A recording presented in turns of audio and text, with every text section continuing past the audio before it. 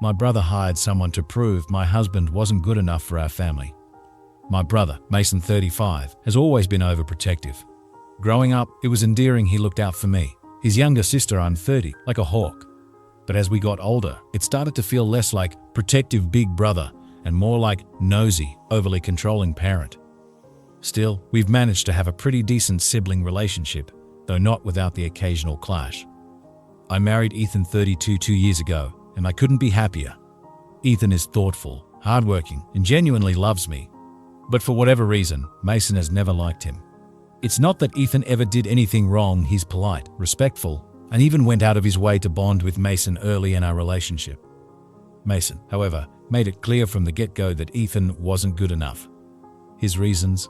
Vague nonsense like, he doesn't seem like family material, or he's too soft-spoken. At first, I brushed it off as Mason being his usual nitpicky self.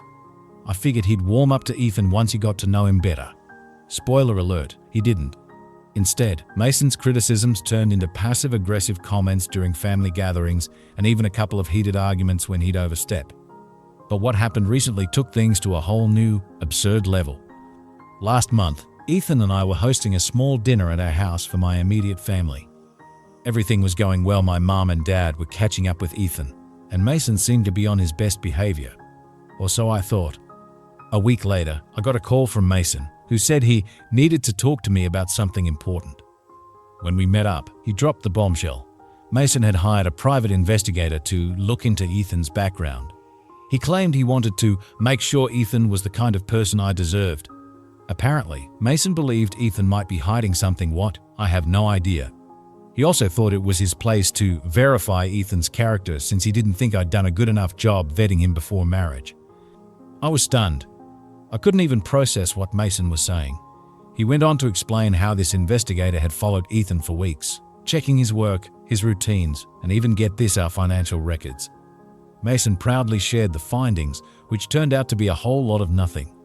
Ethan is exactly who he says he is, a decent, hardworking guy with a clean record. When I asked Mason why he thought this was okay, he doubled down, saying, "I'm just looking out for you. You're my sister, and I don't want you to end up with someone who's going to hurt you or hold you back." I was furious. Not only had he violated Ethan's privacy, but he'd also completely disrespected our marriage.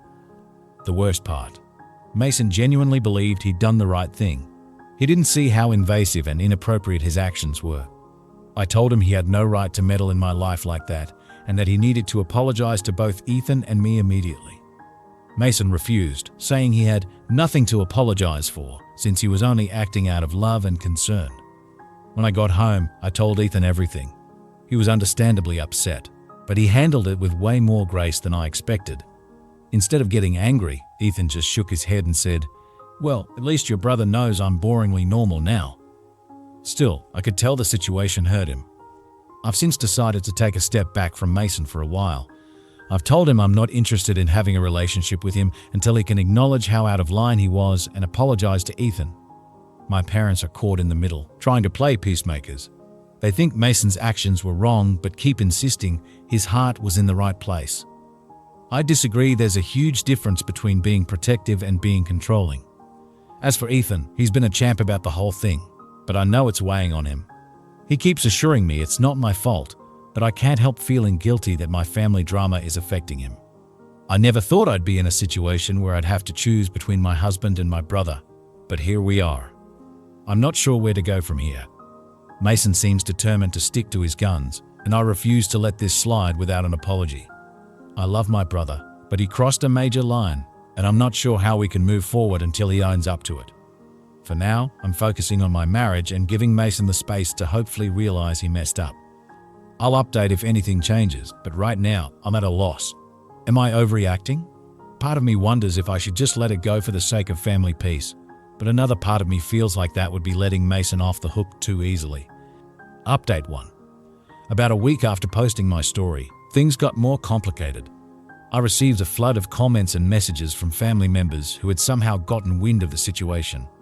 I don't know if my brother, Eric, told them or if someone else did, but now everyone seems to have an opinion about it.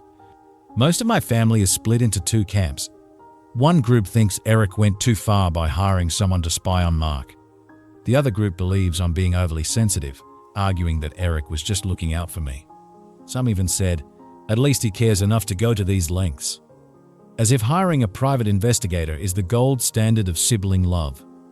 A few family members suggested I should sit down with Eric and hear him out, claiming his actions came from a place of genuine concern. While I can understand being protective, this feels like such a huge violation of trust, not just toward Mark, but toward me too. When I talked to Mark about it, he admitted that he'd felt uneasy around Eric for a while. Apparently, Eric had been subtly questioning him about his finances, our relationship dynamics, and even his upbringing during family gatherings. Mark said he didn't bring it up before because he didn't want to start drama or make me feel like I had to choose sides. Hearing this broke my heart. I decided to confront Eric directly. I didn't want this issue festering or turning into an even bigger family-wide debate. When I went to his house, I told him plainly that his behavior was unacceptable and deeply hurtful. His response? A mix of defensiveness and self-righteousness. Eric said he didn't trust Mark because he's too perfect, which apparently made him suspicious. He then said he only wanted to protect me from getting hurt, especially since our dad had cheated on our mum years ago, leaving us to pick up the pieces. While I get that this might have shaped Eric's outlook on relationships, it doesn't excuse what he did. I asked him why he didn't come to me first if he had concerns about Mark. His reply was that I'd probably be too blinded by love to see any red flags. That stung more than I expected because, in a way, it implied he doesn't trust my judgment at all. The part that really got me, though, was when Eric tried to justify it by saying, "If the guy is clean, what's the harm?" I told him the harm was in the complete lack of respect and trust he showed both me and Mark. I asked him how he'd feel if someone hired a pie to dig through his personal life without his knowledge or consent. He didn't have much to say after that.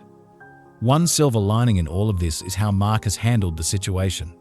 He's been incredibly understanding and supportive, even when he had every right to be furious. He said he's more concerned about how this is affecting me than about his own pride, which only made me love him more. At this point, I've made it clear to Eric that I need space. I also let my family know that I don't want this to be the topic of every phone call or family gathering. Some of them understood, but others think I'm overreacting or being unfair to Eric. It's exhausting. I'm still trying to figure out how to move forward. I don't want to cut Eric out of my life, but I also can't pretend this didn't happen. He crossed a line, and until he acknowledges that, I don't see how we can have a normal sibling relationship. For now, I'm focusing on Mark and our upcoming plans. We're talking about taking a short trip together to reset and clear our heads. It feels like the best thing to do right now, just step away from all the family drama and focus on us. Update 2. About 2 weeks later, things have taken a slightly unexpected turn. After my initial confrontation with Eric, I honestly thought he'd just double down on his actions and we'd stay stuck in this awkward stalemate. But to my surprise, Eric reached out to me. He asked if we could talk over lunch, and while I was hesitant, I agreed. I figured at the very least, I'd have the chance to tell him again how deeply hurt I was. When we met, he started by saying he'd spent a lot of time thinking about what I said during our argument, particularly the part where I asked how he'd feel if someone hired a pie to dig into his life. Apparently, that question hit home. Eric admitted he hadn't fully considered how invasive and demeaning his actions were. He said he was so focused on his need to protect me that he ignored how it might feel from my or Mark's point of view. He even apologized genuinely, not the "I'm sorry you feel that way" kind of apology, but a real one. He said, "I realize now that I went about this completely the wrong way, and I understand why you're upset. I'm sorry for disrespecting both you and Mark." I appreciated the apology, but I didn't let him off the hook entirely. I told him that while I can accept his apology, rebuilding trust will take time. I also asked if he was willing to reach out to Mark and apologize to him directly. Eric hesitated at first, saying he wasn't sure how Mark would react, but eventually agreed. A few days later, Eric called Mark, and from what Mark told me, the conversation went surprisingly well. Mark said Eric was straightforward and took accountability for his actions without making excuses. He told Mark he respected him for handling the situation with grace and even admitted that he might have misjudged him. Mark, being the bigger person he always is, accepted the apology but made it clear that trust is something Eric will have to work to earn back. One thing I found out during all this was that Eric's wife, Vanessa, had no idea about the pie situation until after the fact. She was mortified when she found out and told Eric she thought it was completely out of line. Apparently, she'd been urging him to apologize ever since I confronted him. I'm grateful she was in his ear about it because, knowing Eric, he probably would have let his pride get in the way otherwise. As for my extended family, they're still split on the whole thing. Some are relieved that Eric apologized and think we should just move on, while others are still defending his original actions.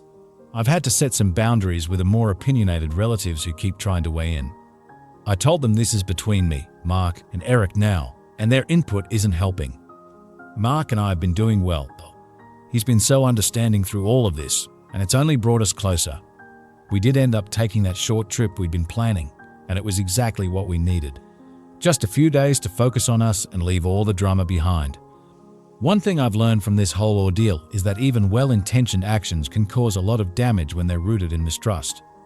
Eric may have thought he was protecting me, but in reality, he created a rift that didn't need to exist.